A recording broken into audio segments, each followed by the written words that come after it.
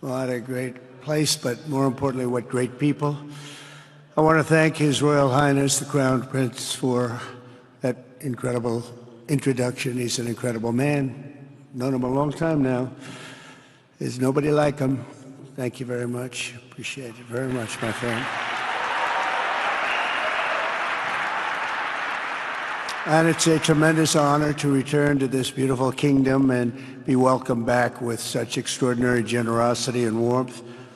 I've never forgotten the exceptional hospitality showed to us by King Solomon, who's just, we talk about a great man. That is a great man. That is a great man, a great family. And that visit took place exactly 8 years ago. The graciousness of the royal family and the Saudi people is really unsurpassed, no matter where you go.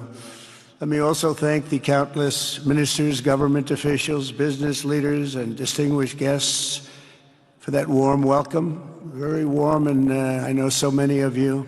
I'd like to call out all of your names, but we have a lot of problems. We'd be here for a long time. We don't want that, so don't be upset. With this historic state visit, we celebrate more than 80 years of close partnership between the United States and the Kingdom of Saudi Arabia. Ever since President Franklin Roosevelt met with King Solomon's father, King Abdul Aziz, aboard the USS Quincy in 1945, the U.S.-Saudi relationship has been a bedrock of security and prosperity. Today we reaffirm this important bond, and we take the next steps to make our relationship closer, stronger, and more powerful than ever before. It is more powerful than ever before.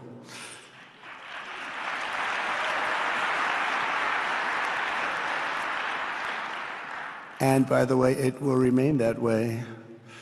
We don't go in and out like other people. It will remain that way.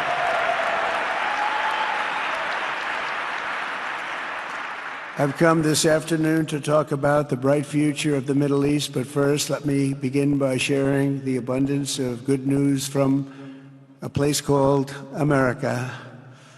In less than 4 months, our new administration has achieved more than most other administrations accomplish in 4 years or even 8 years. We've actually done, for the most part, more. The day I took office, we inherited, thank you. Thank you. The day I took office, we inherited a colossal invasion on our southern border, an invasion like you'd never want to see here. Nobody should ever want to see it.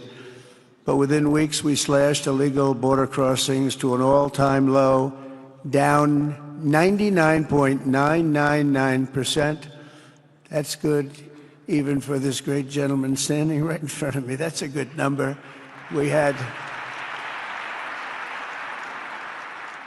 hundreds of thousands of people. They came in at the same time last year, and last month we had, in this massive border, 3 people that got in. That's quite a difference, and we have no choice but to get a lot of the people that came in because they were not the best people. They were, in many cases, very bad people. We're getting them out. We're getting them out very fast. We're bringing them back to where they came from. We have no choice. After years of military recruiting shortfalls, enlistments in the U.S. Armed Forces are now the highest in 30 years because there is such an incredible spirit in the United States of America. We have tremendous spirit again. Just about a year ago, it was a big story, front page on every paper all over the world, that nobody wanted to enlist in our military, meaning we were way under enlisted. And just last week it came out that we had the strongest enlistment. They say 30 years, but probably it's maybe ever. They don't go back that far. It's the best, and that includes police officers, firemen, everything else. Is a great spirit in the United States right now.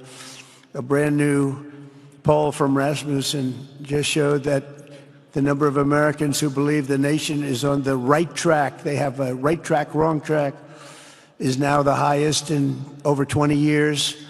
And it hasn't been anything like this because for many years it was the wrong track. And I can tell you for the last 4 years it was definitely the wrong track, but it's the highest it's been in many, many years. We renamed the Gulf of Mexico into the Gulf of America. That was very popular, other than perhaps with Mexico. And most importantly for the people in this room, the days of economic misery under the last administration are rapidly giving way to the greatest economy in the history of the world. We are rocking. The United States is the hottest country, with the exception of your country, I have to say, right? I'm not going to take that on. No, Mohammed, I'm not going to take that on. Wouldn't that be a terrible thing if I made that full statement? But I will not do it. You're hotter. At least as long as I'm up here, you're hotter. But groceries, gasoline, energy, and all other prices are down with no inflation. We have no inflation, and in a few short weeks, we've created 464,000 brand new jobs. Think of that. It's almost 500,000 jobs created just in a matter of weeks. We just reached a historic trade agreement with the United Kingdom, and over the weekend we reached a breakthrough agreement with China. Both outstanding deals. China's agreed. We have to get it down. We have to get the little details down. And Scott, you're going to work on that very hard, but China's agreed to open up to the United States for trade and everything else. But they have to do it, so we'll see what happens. But we had a very, very good meeting with both of those countries. We are cutting 10 old regulations for every new regulation. We're getting rid of all of the red tape that is so many, frankly, countries, as they get older, they develop a lot of red tape, and we're getting rid of it. We're getting rid of it at record levels. And I'm pleased to report that the United States Congress is on the verge of passing the largest tax cut and regulation cut in American history. We think we're in good shape to get that. And if we get that, that will be like a rocket ship for our country. In the first quarter of the year, the investment in America was up an astounding 22%. More than $10 trillion of new investments have been announced or are coming just since the election on November 5th. So think of that. In a very short period of time, we have over $10 trillion, and it could be much higher than that. Not everybody comes to the White House to have a news conference that they're going to be opening up in America, but they're all coming in at numbers that we've never seen before. If you take a look at other presidencies, they wouldn't do $1 trillion sometime in years. We did this in essentially 2 months because you have to say we got into office and they gave me about a month to clean up and fix up the Oval Office, and after that we started working. And the money is pouring in, the jobs are pouring in, the companies are pouring into our country like we've never seen before. There's never been anything like it. And we let other people tariff us into losing a lot of money and a lot of jobs, and now we're tariffing them. And it's at a level that nobody's seen. It's a level that is making us a very much different country and a very different Republican Party. We won a tremendous victory in November. We won all 7 swing states, the popular vote by millions and millions of votes. The Electoral College, we won by 312 to 226. Remember, they said, well, we could get to 270. We got to 312. That's a big difference. And very importantly, we won counties throughout the United States, 2,660 to 451. That's why when you look at a map, they're all red. The whole country is red. Red stands for Republican. From the moment on and from the moment we started, we've seen wealth that just poured and is pouring back into America. Apple is investing $500 billion. NVIDIA is investing, and I see my friend is here. Jensen, that's very good, wherever you may be. I thank you very much, because he's putting in $500 billion. TSMC is investing. Where is Jensen, by the way? Where is he? He's standing here. Where is he? I just saw. Thank you very much, Jensen. I mean, Tim Cook isn't here, but you are. What a job you've done. He said he's got 99% of the chip market. I don't know. That's not easy to beat, but what a job you've done. Thank you. We are proud to have you in our country. You know that. Thank you for the investment. TSMC is investing $200 billion, and with this trip, we're adding over $1 trillion more in terms of investment into our country and buying our products. And, you know, nobody makes military equipment like us. We have the best military equipment, the best missiles, the best rockets, the best everything. Best submarines, by the way. Most lethal weapon in the world. In addition to purchases of $142 billion of American-made military equipment by our great Saudi partners, the largest ever. This week there are multi-billion-dollar commercial deals with Amazon, Oracle, AMD. They're all here. Uber, Qualcomm, Johnson & Johnson, and many, many more. So I want to congratulate everybody. So many great business executives, many of you, most of you I know. And they're coming in, you know, about a month ago. They weren't that happy when they saw me. And now they're saying, sir, you're doing a great job. Thank you very much. It's amazing what a rising market will do. Oh, it's going to get a lot higher. In fact, I told people 5 weeks ago, this is a great time to buy. I got criticized for that. Now they don't criticize me anymore. People should have listened. But it's going to go a lot higher.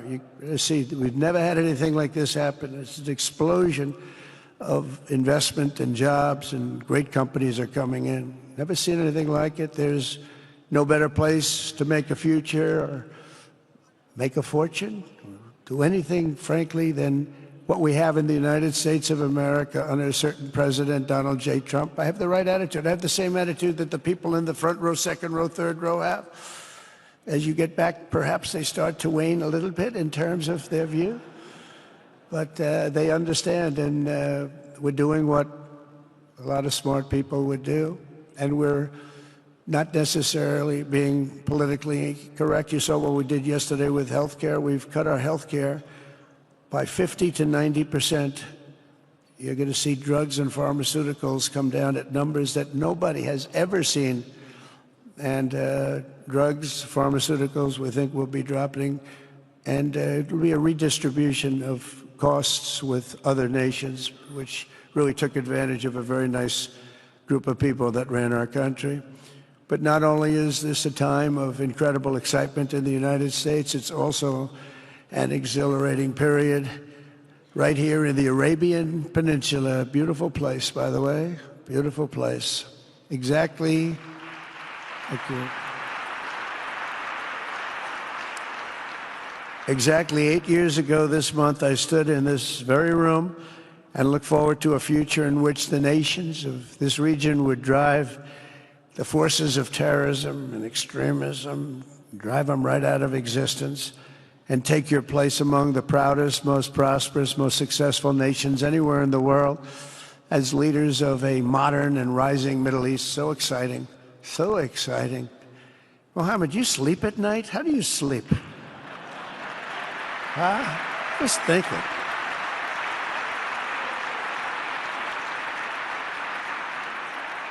What a job. He tosses and turns like some of us.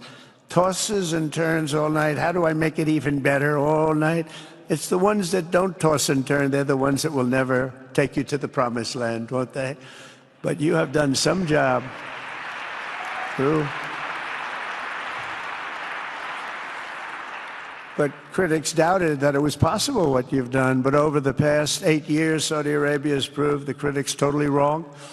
The transformation that has occurred even by these incredible business leaders. I mean, you had the biggest leaders in business anywhere in the world standing right before us. But the transformation that has occurred under the leadership of King Salman and Crown Prince Mohammed has been truly extraordinary. Such a thing has, I don't think, ever happened before. I've never seen anything at that scale happen before. And I guess, you know, maybe you could say the United States is doing pretty well too, but I don't think too many people have seen that happen before. Majestic skyscrapers, the towers that I see, the difference between now and 8 years ago. And 8 years ago was very impressive, but the towers that I see rising, some of the exhibits that I was shown by Mohammed, what I've seen there is just an amazing, it's an amazing process, amazing genius of so many people, architecture, but I have a feeling I know where many of those ideas came from. Happens to be sitting right in this room right before me, but the towers and all of the different, I've seen a lot of different towers. I didn't think there's any version of a tower that I haven't seen in one form or another. Well, I just passed 4 exhibits. I have never seen anything like any of them. So it's going to be very exciting. And they sit among the ancient wonders of a growing and exciting city. It's really amazing. Riyadh is becoming not just a seat of government, but a major business, cultural, and high-tech capital of the entire world. The World Cup is here. Johnny, just stand up, John. Johnny, thank you, Johnny.